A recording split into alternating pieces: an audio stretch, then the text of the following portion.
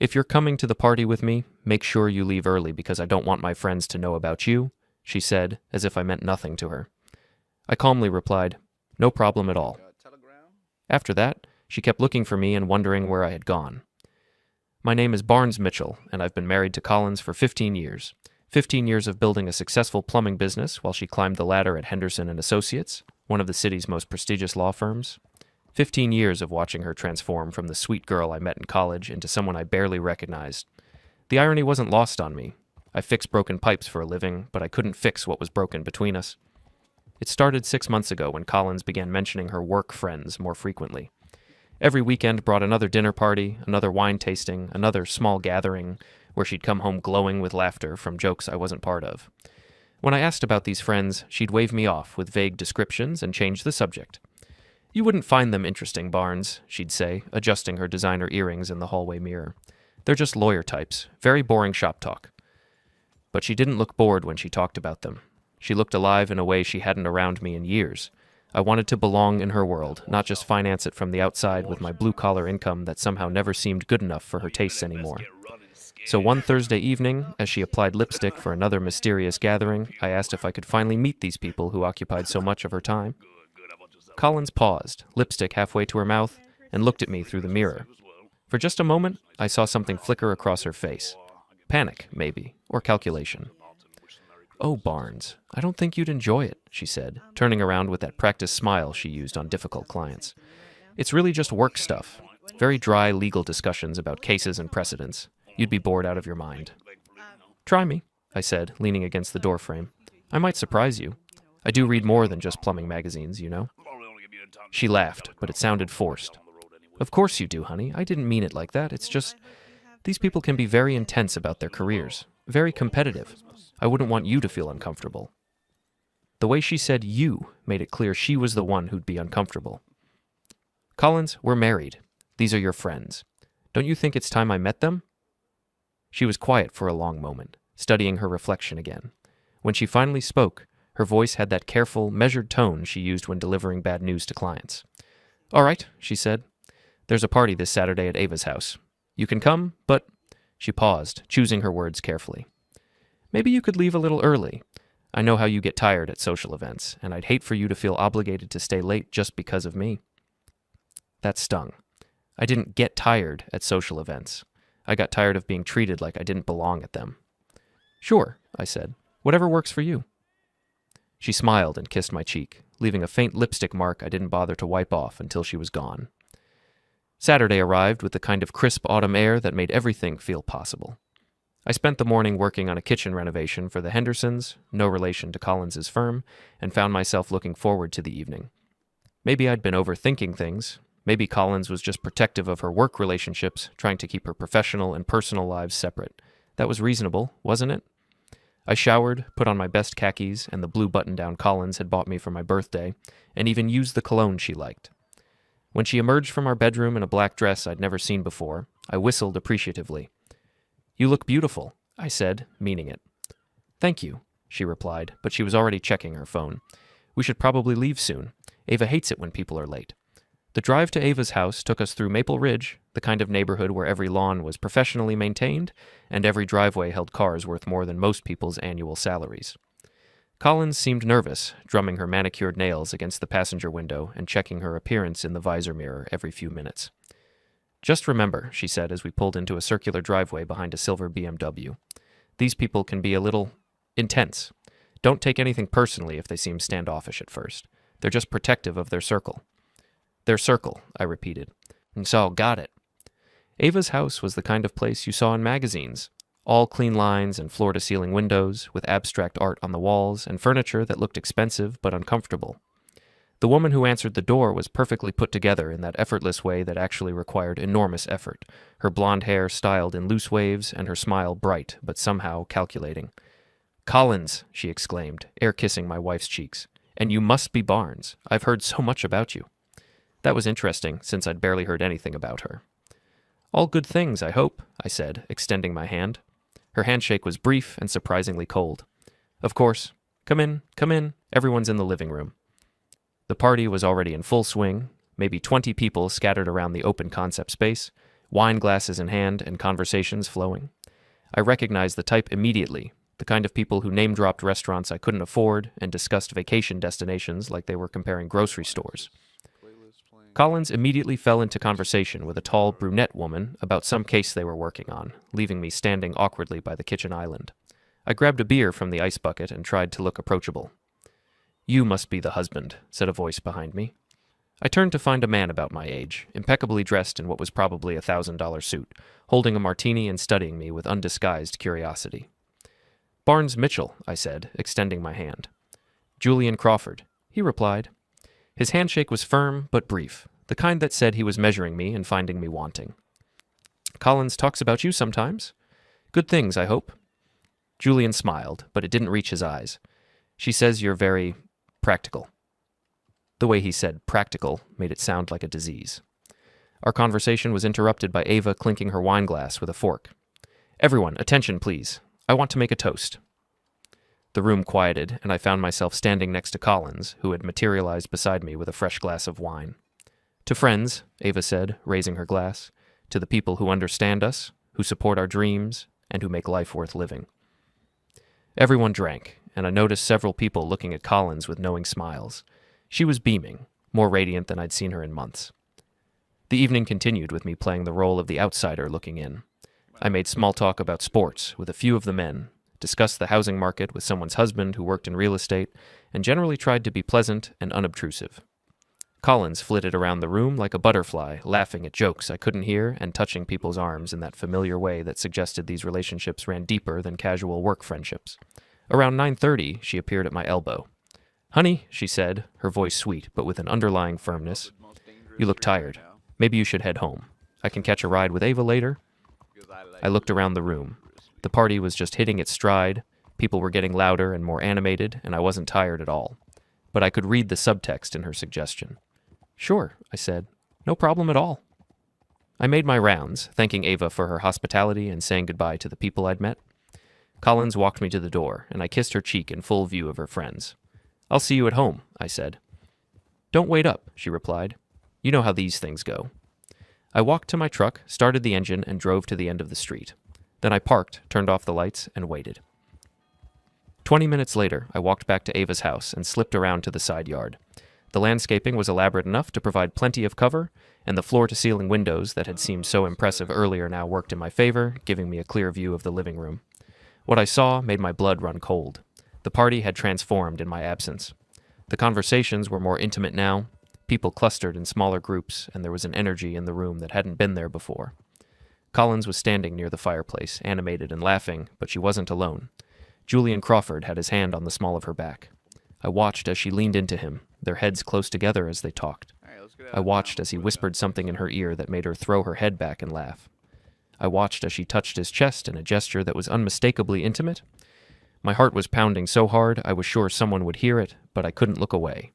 This was my wife, the woman I'd loved for 15 years, the woman I'd built a life with, and she was acting like a completely different person. "She's been seeing him for months," a voice said behind me. I spun around to find a woman I didn't recognize standing in the shadows of the garden. She was older, maybe 60, with silver hair, and the kind of face that suggested she'd seen enough of life to be unsurprised by its cruelties. "Excuse me?" I managed. "You're the husband," she said. It wasn't a question. "I'm Margaret Weller. I live next door. I've been watching this little drama unfold for weeks now." "I don't understand." Margaret stepped closer, and I could see sympathy in her eyes. "Julian's car is here 3 nights a week when you're working late, sometimes 4. They think they're being discreet, but these windows don't leave much to the imagination." I felt like I was drowning. "How long?" "Since summer. Maybe June. It started as coffee meetings, then lunch, then—" She gestured toward the house. "This." Through the window, I watched Collins and Julian move toward the back of the house, away from the other guests. Several people noticed and exchanged knowing looks. "Why are you telling me this?" I asked. Margaret was quiet for a moment. "Because I was married to a cheater for 30 years, and I know what it feels like to be the last one to know. Because you seem like a decent man who deserves better. And because that woman has been lying to your face for months while playing house with her boyfriend in front of half the legal community." "Her boyfriend?" I repeated numbly. "Oh yes, it's quite the open secret at their firm. Everyone knows except you." I thought about all the late nights Collins had explained away with work emergencies, all the weekend conferences that seemed to spring up at the last minute, all the times she'd come home glowing and energized, claiming she'd had breakthrough moments on difficult cases. "What should I do?"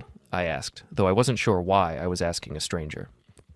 Margaret studied me for a moment. "That depends on what kind of man you are. The kind who pretends he never saw this and spends the rest of his life wondering what else he doesn't know, or the kind who decides he's worth more than being someone's secret shame?" Before I could answer, the back door of the house opened, and Collins and Julian stepped onto the patio. They were holding hands. I ducked lower behind the hedge, my heart hammering against my ribs. They were maybe 20 feet away, close enough that I could hear their voices clearly. "I hate that we have to sneak around like this," Collins was saying. "I'm tired of pretending." "It won't be much longer," Julian replied, pulling her closer.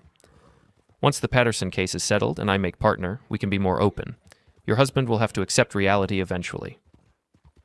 "Barnes isn't stupid," Collins said. "He's going to figure it out soon." "So what if he does? What's he going to do, fight me?" Julian laughed. "He fixes toilets for a living. He should be grateful someone like me is willing to take you off his hands." The casual cruelty of that statement hit me like a physical blow. This wasn't just about Collins cheating, it was about both of them viewing me as something less than human, an obstacle to be managed rather than a person whose life they were destroying. "Still," Collins said, "we need to be careful. The divorce will be messy enough without giving him ammunition." "The divorce?" Julian's voice perked up with interest. "I've been thinking about it more seriously, especially after tonight. Watching him try to fit in with our friends was painful. He's just so ordinary. I've outgrown him, Julian. I've outgrown that whole life." They kissed then, long and deep, and I had to close my eyes against the sight of it. When I opened them again, they were walking back toward the house, Julian's hand possessively on Collins's hip. Margaret was still standing beside me, her expression grim. "I'm sorry you had to hear that," she said. "No," I said, surprised by the steadiness of my own voice. "I'm glad I did. Now I know exactly where I stand. What will you do?" I looked at the house, at the warm light spilling from the windows and the silhouettes of people who had spent the evening treating me like an unwelcome intruder in my own wife's life. People who had been laughing behind my back for months, watching Collins parade her affair in front of them while I worked 60-hour weeks to pay for her designer clothes and expensive tastes. "I'm going to remind them that ordinary people can be extraordinary when they're pushed too far," I said. Margaret smiled, and for the first time, it looked genuinely pleased. "Good for you." I walked back to my truck with my mind already racing. Collins thought she was so smart, so sophisticated, so much better than her blue-collar husband. She and Julian thought I was too ordinary, too practical, too beneath them to be a real threat. They were about to learn how wrong they were. I didn't go home that night. Instead, I drove to Ray's boxing gym, the one place in town where I could think clearly. Ray Kowalski had been my friend since high school, back when we were both just working-class kids with more ambition than opportunity. He'd turned his love of boxing into a successful gym, and I'd built my plumbing business from nothing. We understood each other in ways that didn't require explanation. The gym was closed, but I had a key. Ray had given it to me years ago, when I was going through a rough patch with a difficult client and needed somewhere to blow off steam. I'd never needed it more than I did right now. I spent 2 hours hitting the heavy bag until my knuckles were raw and my shirt was soaked with sweat. With each punch, I saw Julian's smug face, heard Collins' casual dismissal of our 15-year marriage, felt the humiliation of being treated like a dirty secret by people who wouldn't exist without the money I earned fixing their plumbing problems. By the time I was finished, my rage had crystallized into something colder and more useful. A plan. Collins wanted to play games? Fine. But she'd been playing by her rules for too long. It was time to change the game. I drove home around midnight to find the house dark and empty. Collins's car wasn't in the driveway, which meant she was still at the party. Or somewhere else with Julian. I didn't let myself think too hard about that possibility. Instead, I went to my home office and fired up my computer. If Collins thought I was too ordinary to be a threat, she'd clearly forgotten that running a successful business required more than just fixing pipes. It required understanding people, managing money, and knowing how to gather information. I started with Julian Crawford. A quick internet search revealed that he was indeed an associate at Henderson and Associates, specializing in corporate law. He'd graduated from law school 5 years ago, which made him younger than both Collins and me, a detail that stung more than I wanted to admit. His LinkedIn profile was full of the usual professional bragging, but what caught my attention was a recent post about his promotion to senior associate. That was interesting. Collins had never mentioned that Julian had been promoted. I dug deeper, using the kind of public record searches I'd learned to do when vetting potential commercial clients. Julian lived in a downtown condo that cost more than most people's houses. He drove a BMW that was less than a year old, and according to his social media profiles, he lived a lifestyle that seemed expensive even for a successful lawyer. Too expensive, maybe. I made some notes and moved on to researching Ava, whose last name turned out to be Sinclair. She was a partner at a different firm, divorced, with a reputation for aggressive litigation tactics. Her house was worth over $1 million, and she seemed to host these parties regularly, based on the photos scattered across her Instagram account. Photos that, I noticed, featured Collins prominently in recent months. I scrolled through months of images, watching my wife's transformation in real time. There she was at wine tastings, art gallery openings, charity auctions, all events I'd never heard about, all in the company of people I'd never met. In the early photos, she looked slightly out of place, like someone trying too hard to fit in. But as the months progressed, she became more confident, more at ease, more like the person I'd seen tonight. And in the most recent photos, Julian was always nearby. I was so absorbed in my research that I didn't hear Collins come home. The sound of her heels on the hardwood floor made me quickly close the browser and switch to a plumbing supply catalog. Barnes? Her voice was slightly slurred.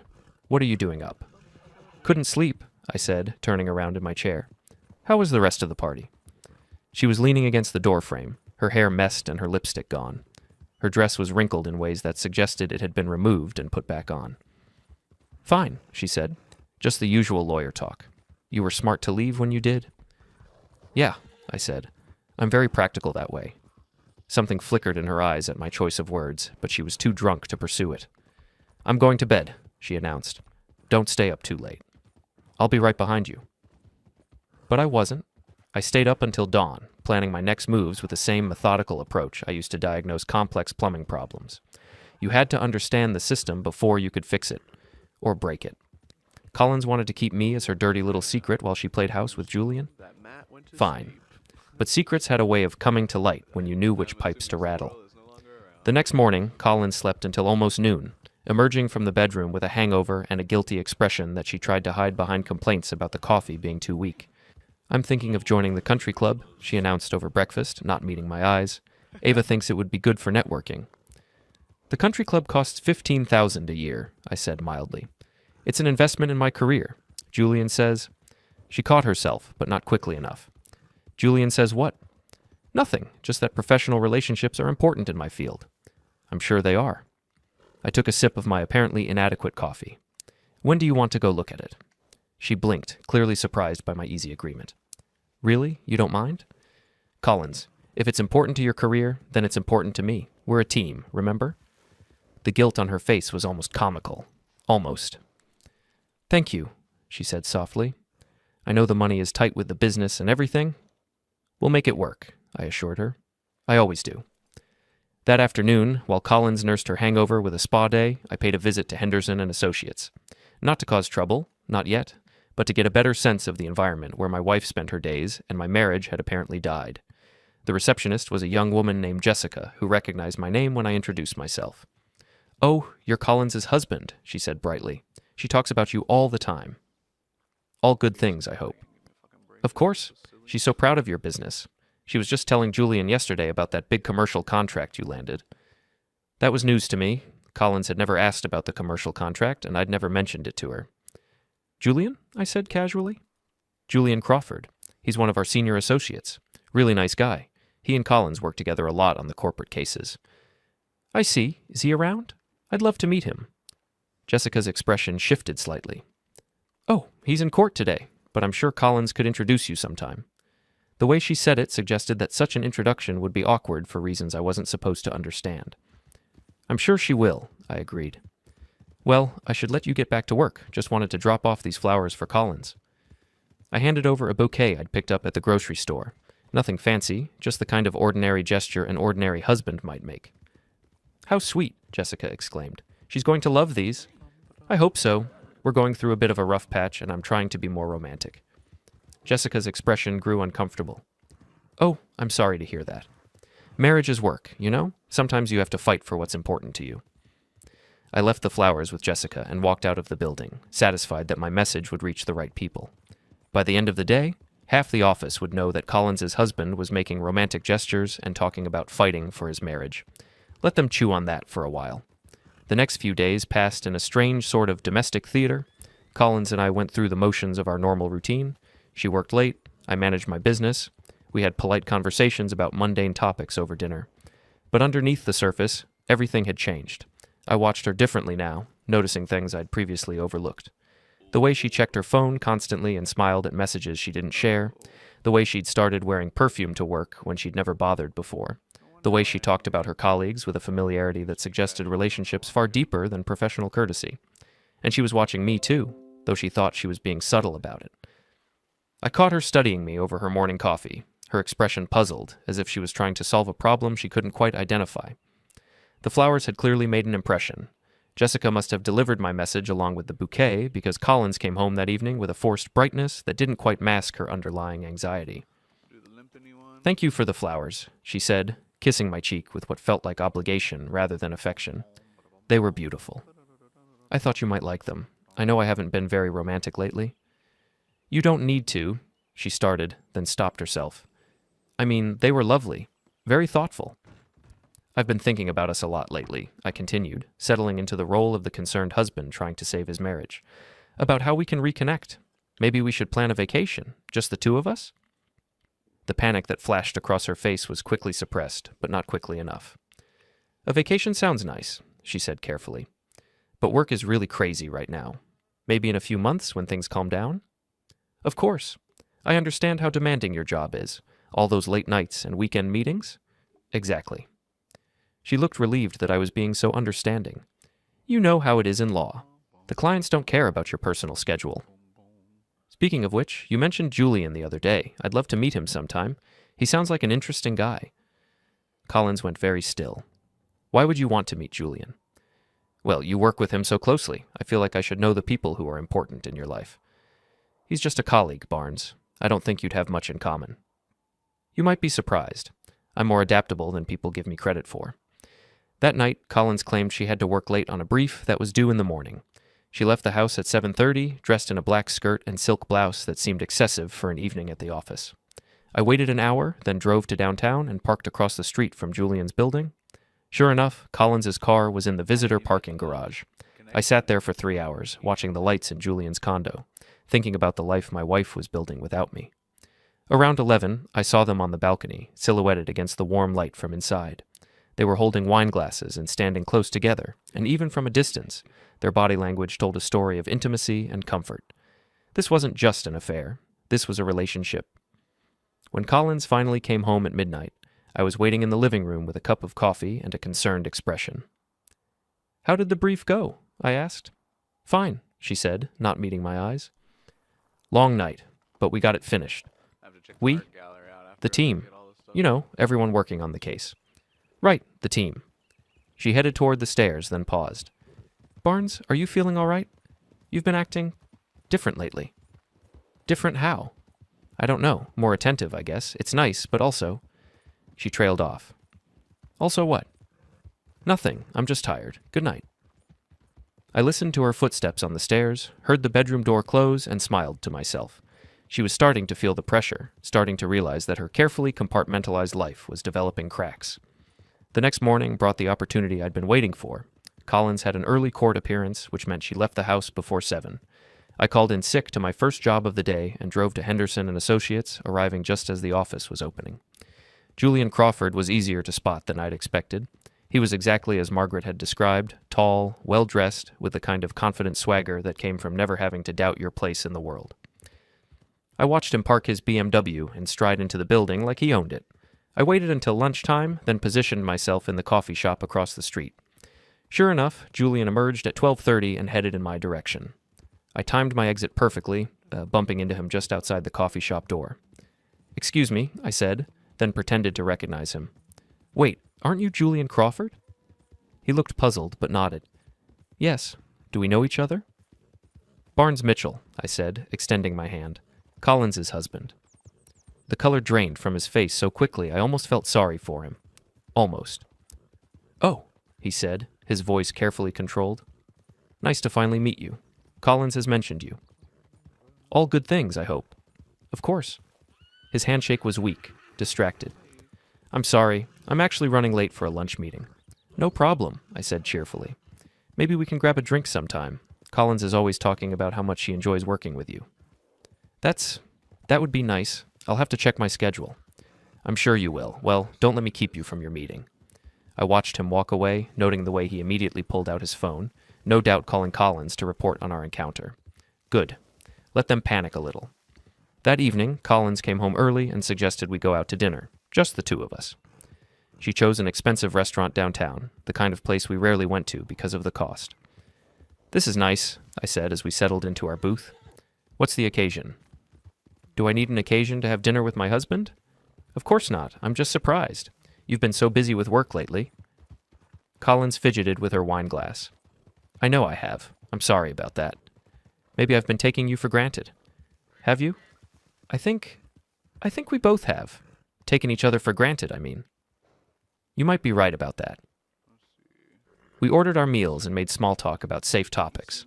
The weather, local news, a movie we'd both seen.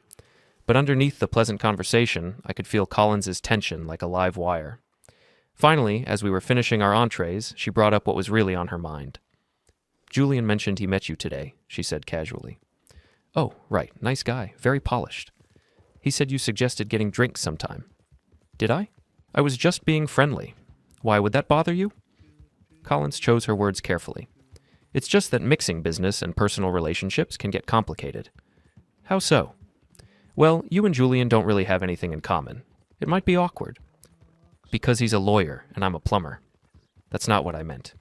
"Then what did you mean, Collins?" She was quiet for a long moment, staring at her half-finished salmon. When she looked up, her eyes were bright with unshed tears. "I meant that some things are better kept separate," she said finally. "Like your work friends and your husband." "Barnes, please don't make this harder than it has to be." "Make what harder?" But she didn't answer. Instead, she signaled for the check and spent the rest of the evening in silence. That night, lying in bed next to my wife while she pretended to sleep, I realized that we'd crossed a line.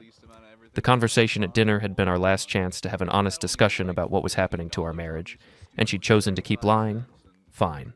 If Collins wanted to play games, I was ready to show her what happened when ordinary people decided to stop being polite. The next phase of my plan required patience and precision. Collins thought she was so clever, managing her double life with careful scheduling and elaborate lies. But every system had vulnerabilities if you knew where to look. I started with the money. As a successful business owner, I'd learned long ago to keep detailed financial records. Our joint accounts, our credit cards, our investments. I had access to all of it, and Collins had never bothered to pay attention to the details. She earned good money, but she spent it even faster, assuming I'd always be there to cover the shortfalls with my blue-collar income. It was time to change that dynamic. I started small, transferring money from our joint checking account into my business account. Nothing dramatic, just enough to make the automatic payments for her credit cards bounce. When she called to ask about it, I expressed confusion and promised to look into it. "The bank must have made an error," I said. "I'll get it sorted out." But I didn't. Instead, I let her scramble to cover the payments herself, watching as she realized for the first time in years that her lifestyle had a cost. Next, I began documenting everything: Collins's schedule, her lies about working late, the correlation between her business dinners and Julian's social media posts. I hired a private investigator, not because I needed proof of the affair, but because I wanted professional documentation that would hold up in court. The PI was a former cop named Detective Sarah Chen, who specialized in domestic cases. She was thorough, discreet, and unsympathetic to cheating spouses. Merry Christmas, man. "How long has this been going on?" she asked after I'd explained the situation. Doing well. "At least 6 months that I know of. Probably longer." "And you want comprehensive documentation?" "Everything. The affair, the lies, the financial impact of her deception. I want a complete picture." Appreciate you so fucking much. That's smart. Too many people let emotion drive their decisions in situations like this. I think we're gonna take You're thinking clearly. "I've had time to get past the emotional part." going that way. Chen raised an eyebrow. So we might as well "Have get you? an extra 100 Because in my experience, the emotional part is just getting started." Merry Christmas. She was right, but not in the way she expected. My anger had evolved beyond the simple hurt of betrayal. Now it was something colder and more focused. A determination to show Collins and Julian that they'd underestimated the wrong person. While Chen gathered evidence, I began the social campaign. It started with casual conversations at the gym, the hardware store, the diner where I grabbed lunch between jobs. Nothing dramatic, just a working man sharing his concerns about his marriage with people who'd known him for years. Collins has been working a lot of late nights lately, I'd mentioned to Ray while we worked the heavy bag. I'm starting to wonder if there's something else going on.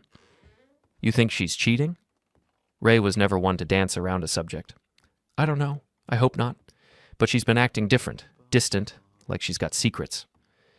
Word traveled fast in a town like ours, especially when it involved someone like Collins who'd made no secret of her ambition to rise above her blue-collar roots. People remembered when she'd been just another working-class girl dating a plumber. They remembered how she'd changed as her career advanced, how she'd started acting like she was better than the community that had supported her. They weren't particularly sympathetic to her current situation. The real breakthrough came when Chen called with her preliminary report. Your wife is definitely having an affair with Julian Crawford, she confirmed, but that's not the most interesting part. What do you mean? I mean, Julian Crawford is in serious financial trouble. His lifestyle is completely unsustainable on his salary, even with the recent promotion. He's got gambling debts, credit card debt, and he's about 3 months away from losing that fancy condo. So he's using Collins?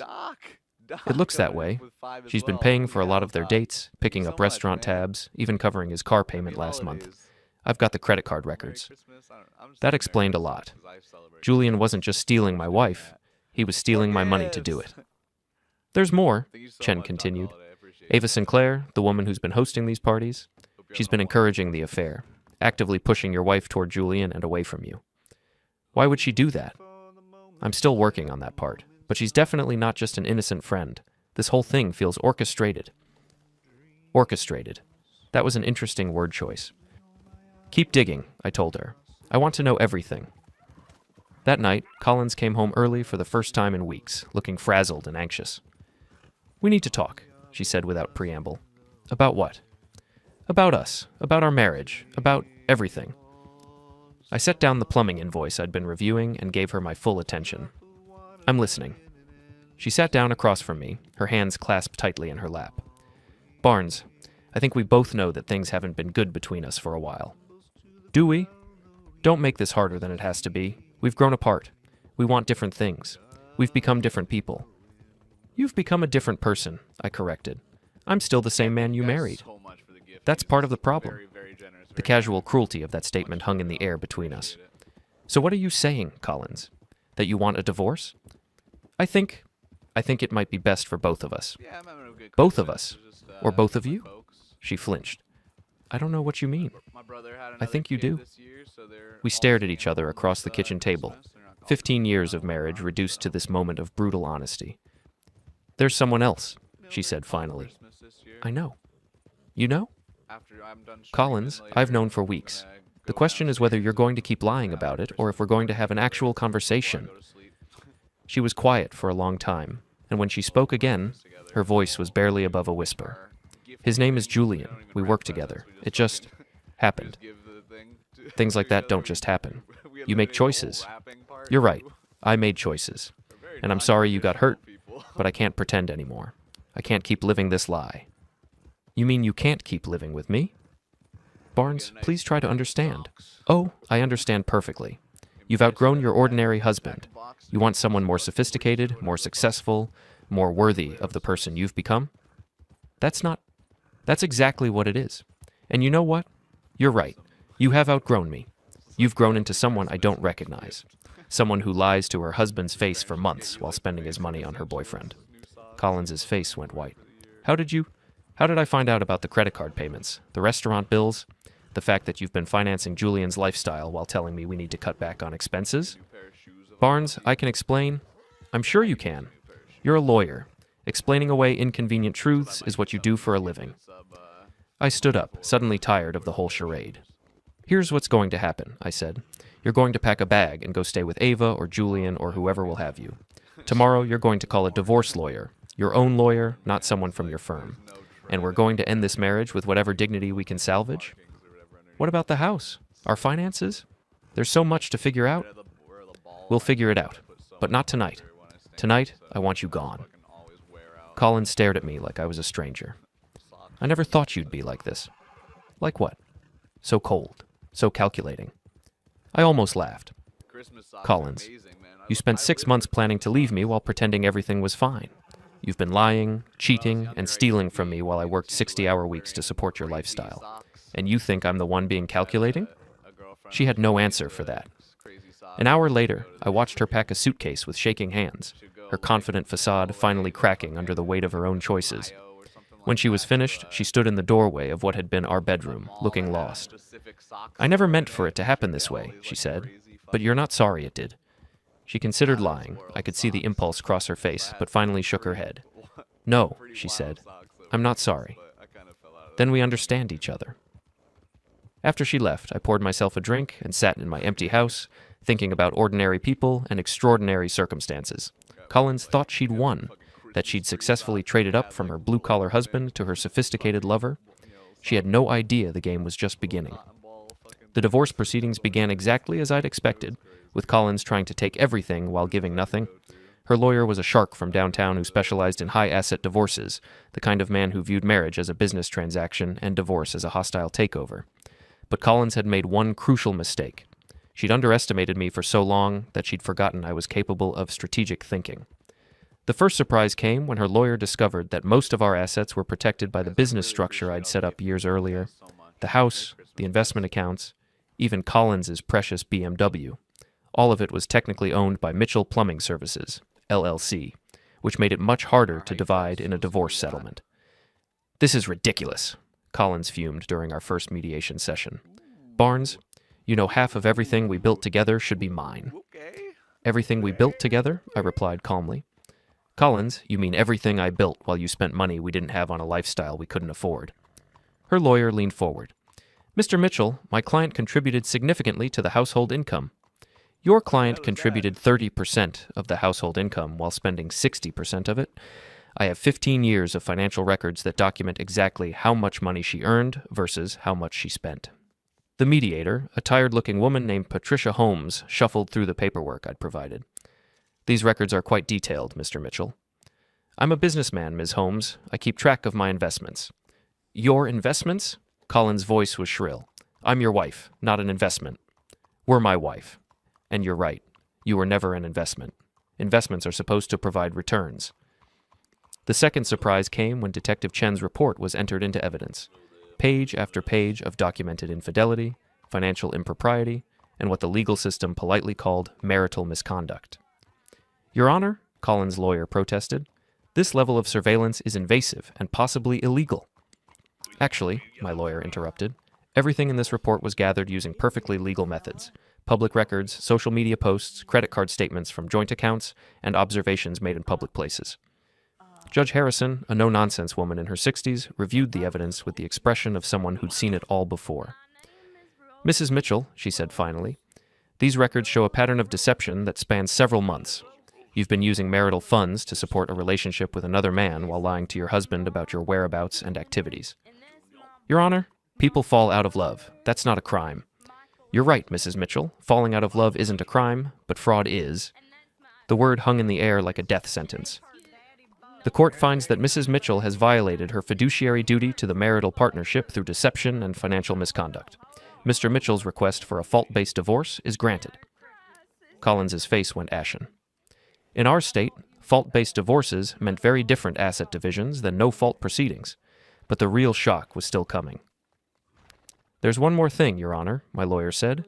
We'd like to present additional evidence regarding third-party interference in this marriage. What kind of third-party interference? Evidence that Mrs. Mitchell's affair was not a spontaneous occurrence, but rather the result of deliberate manipulation by individuals seeking to profit from the destruction of this marriage. Judge Harrison looked intrigued. Proceed. What followed was the most satisfying hour of my life. Chen had done her job thoroughly. Ava Sinclair, it turned out, had her own financial problems, specifically a law firm on the verge of bankruptcy due to several malpractice suits. She'd been looking for wealthy clients to invest in her practice, and Collins had seemed like the perfect mark. A successful lawyer married to a business owner with liquid assets. The plan had been elegant in its simplicity. Ava would introduce Collins to Julian, encourage the affair, and slowly convince Collins that she deserved better than her blue-collar husband. Once the divorce was final and Collins had her settlement, Ava would approach her about investment opportunities. Julian's role was to be the bait, the sophisticated alternative to the ordinary plumber. In exchange for his services, Ava had been covering his gambling debts and keeping him afloat financially. So, you're telling me, Judge Harrison said slowly, that Mrs. Mitchell was essentially the victim of a con game? A con game that she participated in willingly once she understood the benefits, my lawyer clarified. The evidence shows that Mrs. Mitchell knew about Mr. Crawford's financial problems and chose to use marital funds to support him anyway. Courtroom verdict. Collins stared at her hands, face burning with shame. Julian wished he could vanish. The judge revealed Ms. Sinclair had been disbarred in 2 states and faced ongoing investigation. Judge Harrison ruled, due to fraud, manipulation, and financial misconduct, Mr. Mitchell receives full ownership of marital assets, except Mrs. Mitchell's personal effects and equipment. No alimony. She pays her own legal fees. Collins's lawyer protested. Your Honor, this is unusual. Your client defrauded her husband. She's fortunate I'm not referring this for criminal charges. Outside, Collins approached me. This isn't over. It is, I said. You planned to leave me while stealing my money. You meant every bit of it. She asked what she'd do now. Lost job, home, friends. You'll figure it out. You're smart. Will you forgive me? Probably, but I'll never trust you again. I drove away, leaving her in the wreckage of her lies. 6 months later, Julian was driving an old Honda, working a modest job. Ava's schemes collapsed, stranding them both. He apologized. I accepted, but noted, some of us earned our hard times. I'd kept my promise to prove ordinary people can outsmart the extraordinary when pushed. The best revenge is getting even.